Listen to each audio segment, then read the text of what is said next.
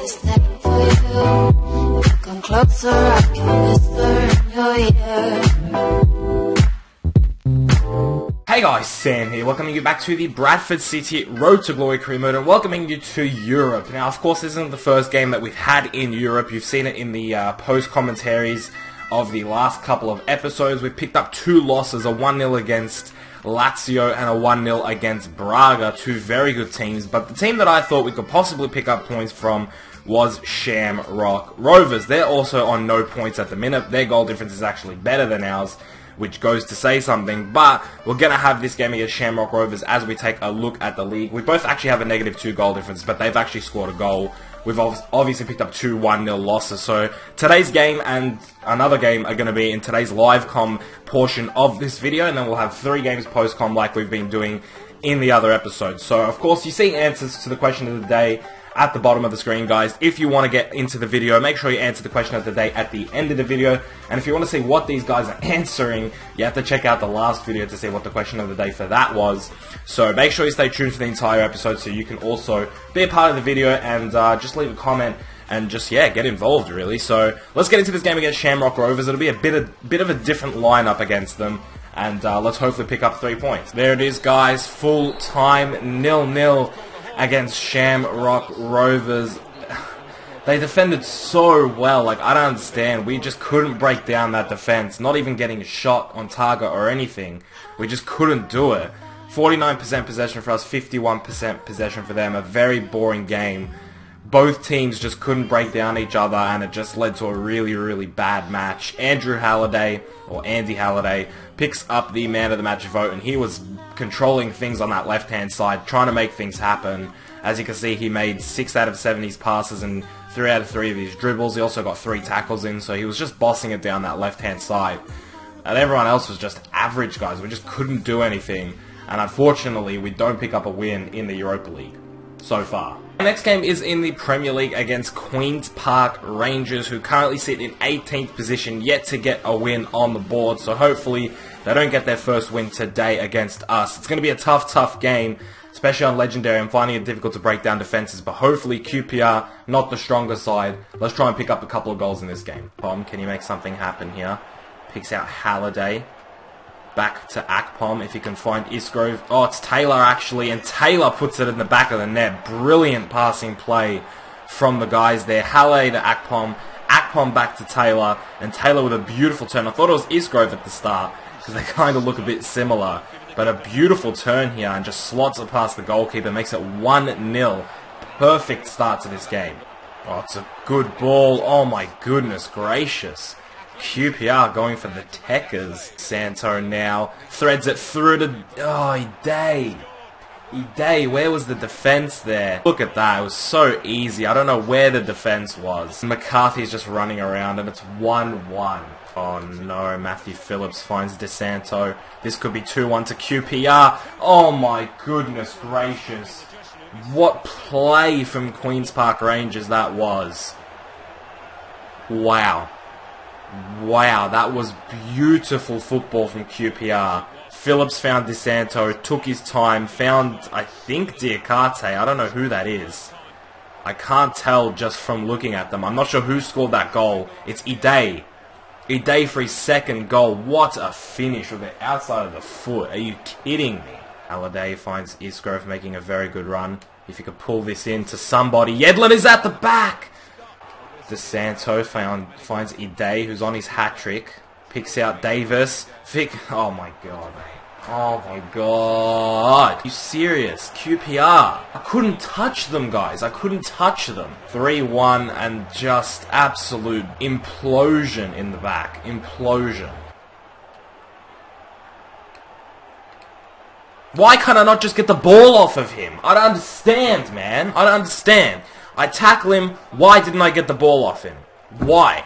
There you go, guys. Full time. 3-1. We just got battered by QPR. QPR. And it says 3-1, guys, but holy shit. We didn't even deserve a goal. QPR probably deserved a couple of more goals. The way they played was just incredible. And that's just the legendary difficulty for you. 7 shots, 4 on target for them. 2 shots, 2 on target for us.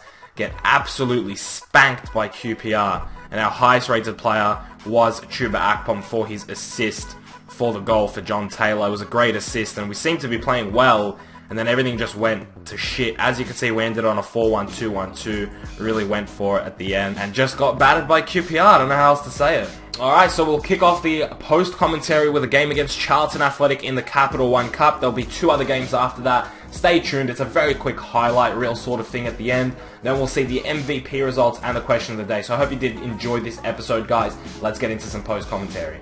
And we do go into the game against Charlton Athletic in the Capital One Cup, and it takes 110 minutes, guys. That's right, nearly 2 hours before we get our first chance of the game, and it is a miss. And a couple minutes later, we continue the onslaught in the dying embers of the game. Energy levels are low, and Lloyd Fenelon puts away a brilliant solo goal, just dribbles past everybody and puts it away.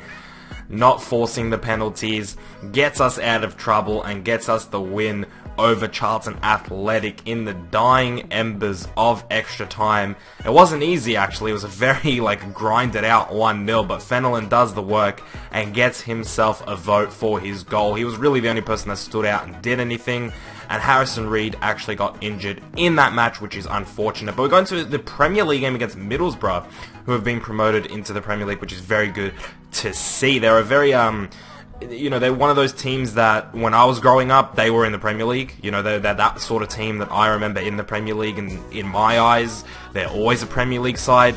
But DeAndre Yedlin just unleashes, man. He's just like, you know what?